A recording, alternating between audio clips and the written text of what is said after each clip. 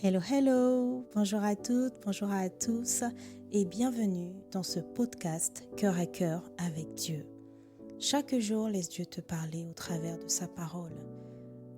Dans ce podcast, nous partagerons des exhortations brèves, puissantes et guidées par l'amour pour t'aider à méditer les Écritures profondément, verset après verset, pour t'aider à guérir, à être éclairé, affermi, mais surtout faire la rencontre de Dieu telle que tu ne l'as jamais connu, afin de vivre une relation intime et vivante avec lui. Alors installe-toi bien, dispose ton cœur, dispose ton environnement, dispose tes pensées. Nous entrons dans sa présence.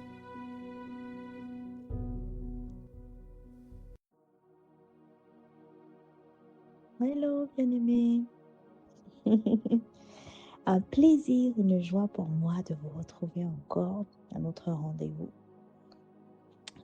Je suis dans la joie parce que le Seigneur me donne encore l'opportunité aujourd'hui de partager sa parole, de découvrir une partie de lui et de partager cela avec toi, avec vous.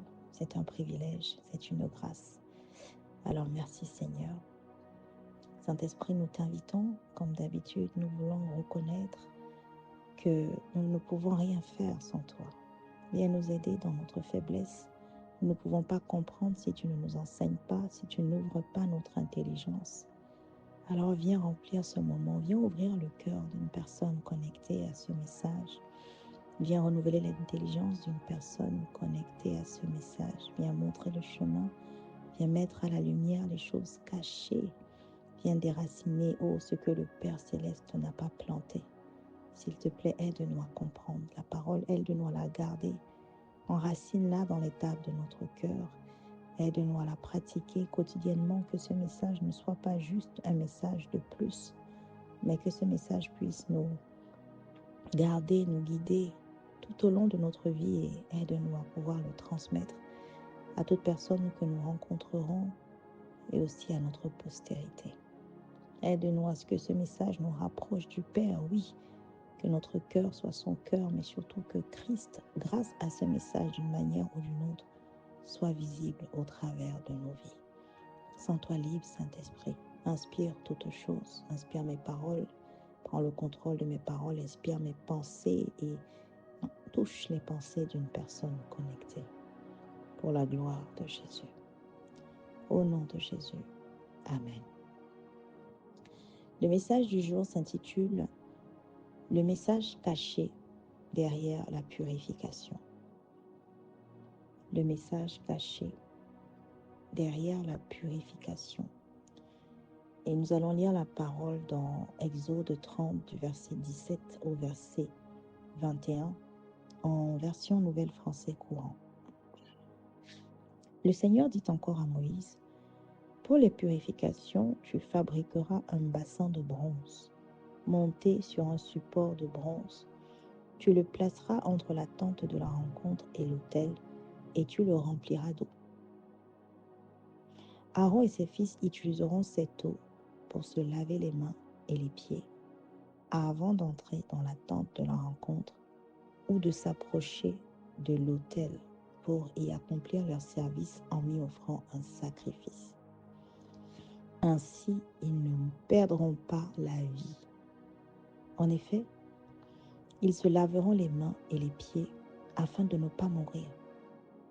Cette loi est valable définitivement pour eux et leurs descendants. Amen. Oh là là. Bien-aimé, la parole déclare que le Seigneur, Dieu parle tantôt d'une manière, tantôt d'une autre, mais on y prend point garde. Je suis poussée à parler de ce passage, il monte dans mon cœur, parce que alors que nous parcourons Exode depuis un moment, nous nous arrêtons sur des choses que nous aurions pu lire d'habitude rapidement. Et en réalité, l'Esprit est en train de me dire que voilà, c'est de ça qu'il s'agit. Je parle tantôt d'une manière, tantôt d'une autre, mais vous n'y prenez point garde. Parce que chaque verset, bien-aimé, je n'arrêterai de le dire. Je ne sais pas ce que tu médites à ce moment, je ne sais pas quelle parole tu as reçue dans ton cœur, Et je prie que tu puisses t'arrêter, même sur des phrases, des versets, des mots qui peuvent te sembler insignifiants ou dénués, vides de sens. Mais t'arrêter pour questionner le Saint-Esprit, afin d'être dans une attitude de quelqu'un qui ne veut laisser aucune parole tomber à terre. Le message caché derrière la purification. Bien-aimés, rappelons un peu le contexte. Le Seigneur a parlé à Moïse, il donne des instructions sur l'attente de la rencontre. Il est OK, c'est sa volonté d'être présent au milieu de son peuple, c'est ce qu'il veut, être le plus proche d'eux. Mais il a des conditions. Il veut que les choses se passent d'une certaine manière, avec un certain matériel, certaines règles, certains protocoles. Et il est clair sur ce qu'il veut, il donne les détails. Et nous avons déjà vu à plusieurs reprises à quel point ça montre que Dieu est un Dieu de détails, c'est un Dieu d'ordre, il n'aime pas les choses brouillons, il n'aime pas les choses médiocres. Et nous sommes à son image, bien-aimés. Tel il est, tel nous sommes. Nous n'allons pas revenir dessus. Nous avons déjà parlé de ça en long et en large. Mais Dieu continue en fait à donner des instructions. C'est dans ce contexte que nous sommes. Il a parlé de l'autel du parfum précédemment. Avant ça, il a partagé comment il voudrait que la tente soit construite avec quels matériaux. Et maintenant, il continue par rapport à la purification. Dans quelles conditions doivent être les personnes qui le servent? Nous avons déjà vu que nous sommes un sacerdoce royal. À cause du sang de Jésus, en réalité, nous sommes au service du Seigneur Jésus en tout temps. Il n'y a pas un moment spécifique où on le sert et un moment spécifique où on ne le sert pas. Ce n'est pas parce que nous sommes en vacances que nous ne servons plus, non. Il n'y a plus une catégorie de personnes, une lignée, une famille qui est rattachée au service du Seigneur. Non. En tant qu'enfant de Dieu, Jésus a dit, de la même manière que le Père m'a envoyé, moi aussi je vous envoie dans le monde. Nous sommes en mission en tout temps, bien-aimés. Dans ce contexte-là, le Seigneur explique, voilà, avant d'entrer dans la tente de la rencontre ou de s'approcher de l'autel pour accomplir leur service, Aaron et ses fils devront se laver les mains et les pieds. Vous voyez, bien-aimés, eux devaient être purifiés par de l'eau. Nous avons été lavés, purifiés par le sang de Jésus. Mais quel est le fond du message ici? Lorsque je lisais, encore une fois, nous avons invité la présence de l'Esprit. Et lorsque moi-même je méditais, que disent, lorsque j'écoutais avec mes yeux, si tu es avec moi depuis le début, si tu es avec nous depuis un moment, tu sais de quoi je parle.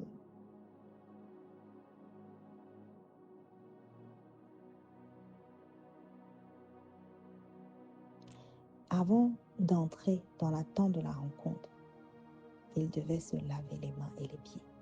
C'est-à-dire que avant de servir, il devait être purifié. Et ce qui est marquant, c'est qu'au verset 20, vous voyez à la fin, il dit « Ainsi, ils ne perdront pas la vie ». Et il l'a dit 2 fois. Il l'a dit 2 fois. Parce qu'il aurait dit au verset 21, « Afin de ne pas mourir ». Et comme je disais, le sang de Jésus a été versé à la croix. Nous avons été lavés. Nous sommes purs à cause du sang de Jésus. Mais l'Esprit m'interpellait sur le fond, encore une fois. La volonté, le cœur de Dieu ici. Oui, nous n'avons plus besoin de nous laver les mains et les pieds pour être purs. Mais que signifie ici cette pureté? Finalement, à quoi cela correspondrait-il dans notre vie aujourd'hui? Une question à toujours se poser lorsque nous sommes dans les Écritures. Moi, ce qui m'a marqué, je l'ai souligné, se laver les mains et les pieds avant d'entrer. C'est-à-dire, avant d'entrer dans la présence de Dieu, avant de se mettre au service de Dieu, ils ne perdront pas la vie. Sachant que nous sommes en tout temps au service de Dieu. Donc, ça voudrait dire qu'en réalité, nous sommes censés être déjà purs. Mais oui, nous le sommes déjà, justement, à cause du sang de Jésus. Mais quel est mon message?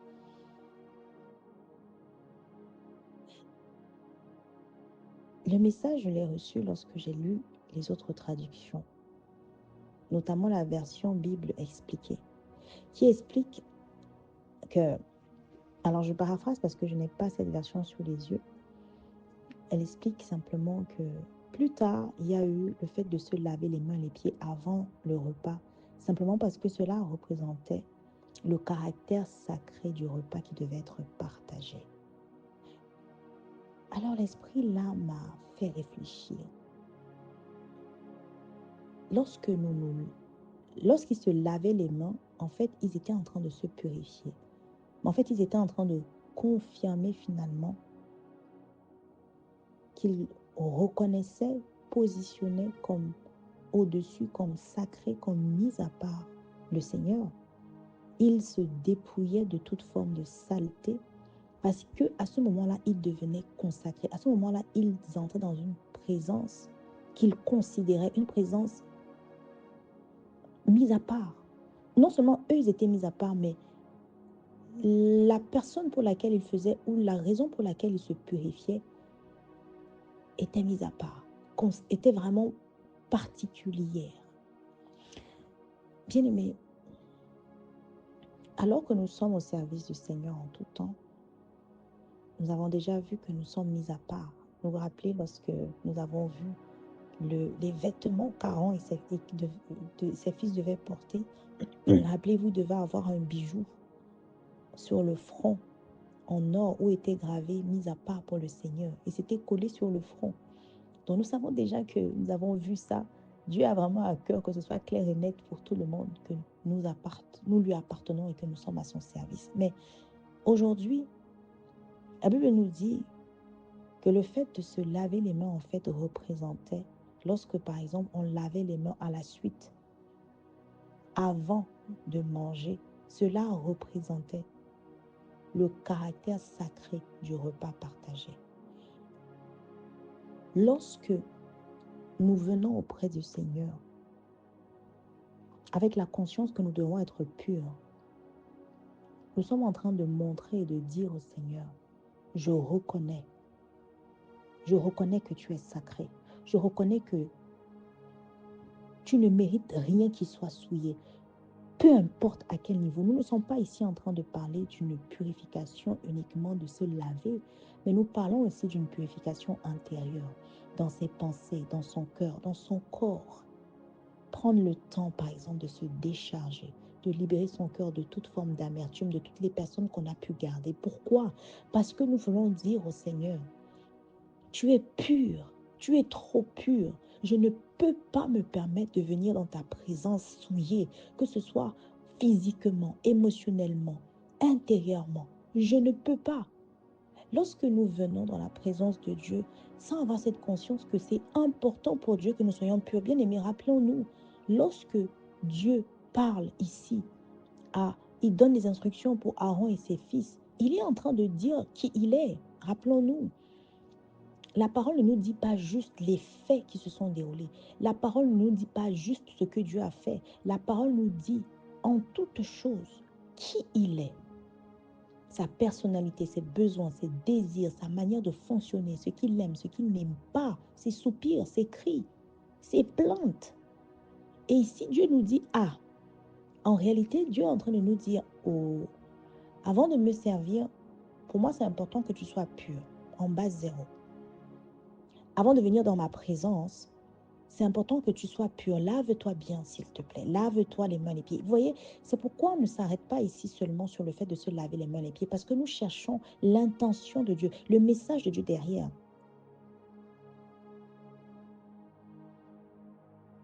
Dieu a à cœur que nous soyons simplement purs lorsque nous venons dans sa présence. Alors, est-ce que nous avions cette conscience avant?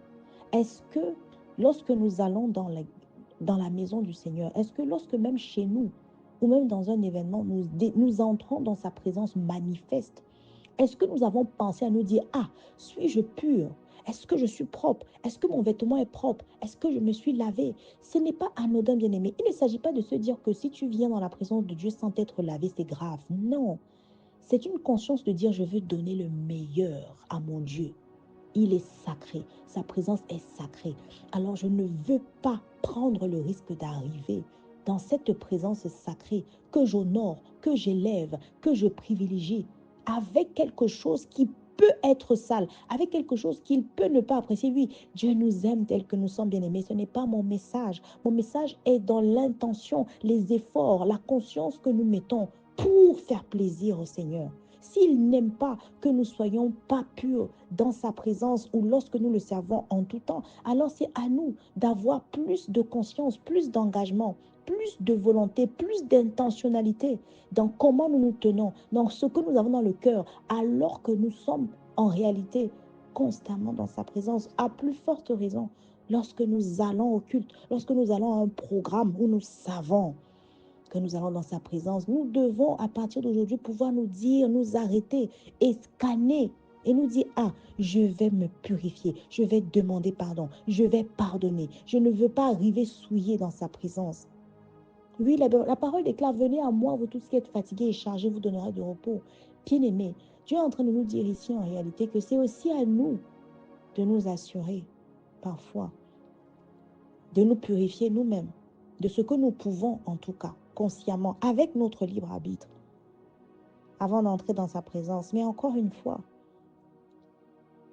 nous sommes à son service tout le temps parce qu'il s'agit ici pas seulement de sa présence, parce que là, regardez, il se purifie avant d'entrer dans le lieu de la rencontre, la tente de la rencontre, mais aussi du coup avant de service. La Bible le précise bien dans le verset 20. Avant d'entrer dans la présence, d'attendre de la rencontre ou de s'approcher de l'école, de l'autel pour y accomplir leur service. Bien aimé, le message est simple. Derrière la purification, c'est un appel à la conscience en fait, que nous ne pouvons pas donner n'importe quoi au Seigneur. Et nous savons que nous sommes à son service en tout temps. Ça voudrait dire que l'Esprit ici nous pousse en tout temps désormais de nous assurer d'avoir un cœur pur, d'avoir un cœur vide de toute amertume, d'avoir un cœur vide de tout manque de pardon. Oui, la parole déclare dans Proverbe 4, au verset 23, « Garde ton cœur plus que toute autre chose, car de lui viennent les sources de la vie. » C'est peut-être un verset que tu connais, tu sais peut-être qu'il faut pardonner, mais tu ne faisais pas le lien entre ça et le message que tu envoies à Dieu, de comment tu le considères. Est-ce que Dieu est assez sacré pour toi pour que tu puisses respecter sa présence et ne n'amener aucune souillure dans sa présence? Vous voyez, je dis souvent qu'il y a la manière dont on décide de faire les choses, dont on appréhende une situation, un concept, une instruction même divine, dépend de l'angle qu'on a, l'angle de vue, la manière dont on prend cette chose. Certains auront juste besoin de lire « Pardonne-nous nos offenses comme nous pardonnons aussi à ceux qui nous ont offensés » et ce sera suffisant pour qu'ils pardonnent. D'autres peut-être auront besoin qu'on leur rappelle que ne pas pardonner et vivre avec le Saint-Esprit en nous est incompatible. Peut-être c'est un message qui résonnera plus fort en eux. Peut-être d'autres ont besoin de leur rappeler que lorsque tu ne pardonnes pas, tu dis à Dieu, tu n'es pas sacré, tu n'es pas assez sacré pour moi. Alors je ne sais pas quel message te parle le plus, mais aujourd'hui ma prière c'est que la capacité de se purifier nous transporte. La conscience de se purifier nous transporte en tout temps. Et que notre rapport à la purification ne soit pas uniquement lié au sang de Jésus en réalité. Tout est achevé à la croix, tout est accompli à la croix. Mais nous savons que le péché a été enfermé dans notre chair. Donc nous devons en réalité veiller. Être conscient que Dieu est par l'Esprit avec nous et en nous pour toujours, conformément à sa parole dans Jean. Alors, à cause de cela, c'est à nous de nous purifier, de demander de l'aide au Saint-Esprit, pourquoi pas. Mais le message caché derrière la purification, c'est « Seigneur, tu es sacré pour moi. Seigneur, tu es vraiment mis à part. Tu es vraiment spécial. » Alors lorsque nous ne nous purifions pas, lorsque nous ne pardonnons pas, lorsque nous venons charger dans sa présence amère, nous sentons amers. Le message caché que nous envoyons à Dieu À cause de cette non-purification, c'est Seigneur, tu n'es pas assez sacré pour moi. Et même en général, tu n'es pas assez sacré, tu ne mérites pas que je sois pur, alors que je viens dans ta présence. Vous comprenez, bien-aimés? Alors, je ne sais pas à qui ce message est destiné. Mais ne minimisons plus, ne banalisons plus, ne négligeons plus notre purification, la conscience que nous devons être purs. Nous avons déjà le sang de Jésus. Nous ne parlons pas de ça ici. Nous parlons de l'effort que nous mettons, notre part au quotidien dans ce monde rempli de péchés, recouvert par les ténèbres. Notre part à notre niveau de rester pur en pensée, en parole, en acte. Parce que nous voulons dire au Seigneur, tu es sacré. Alors j'emmène quelque chose de pur dans ta présence. Je transporte quotidiennement, parce que tu es avec moi quotidiennement, quelque chose de pur pour respecter ce caractère sacré que je reconnais de toi, que j'accepte et que j'élève. Amen. Alors Seigneur, merci. Merci pour ce moment dans ta présence. Merci pour cette révélation. Merci de nous donner la conscience quotidienne, en tout temps, d'être pur, de vider nos cœurs, de décharger nos cœurs, de pardonner, de purifier nos pensées, vraiment de garder notre corps aussi propre, pur, simplement pour respecter le roi que tu es, simplement pour respecter ta présence qui est sacrée pour nous. Nous voulons te dire, Seigneur, tu es sacré pour nous. Et nous ne voulons pas seulement te le dire, nous voulons te montrer cela au quotidien, avec comment nous marchons, comment nous pensons et comment nous nous déchargeons, nous vidons tout notre cœur, tout ce que tu nous donnes, l'environnement dans lequel nous vivons, de tout ce qui peut entacher la pureté de ta présence. Aide-nous, Seigneur, à arriver à cette dimension avec joie, s'il te plaît, pour la gloire, pour ta gloire, Seigneur.